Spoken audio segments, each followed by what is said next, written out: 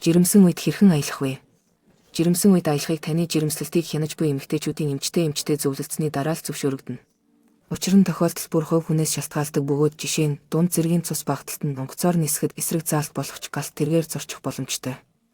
Хэрэв эмч үзлэг хийж аялалд амжилт хүссэн бол дараах хэдэн дүрмийг заавал мөрдөх нь чухал. Хэрэв та онгоцоор нисэж байгаа бол агаарын компаниас бичиг шаардлагатай эсхийг асуух хэрэгтэй.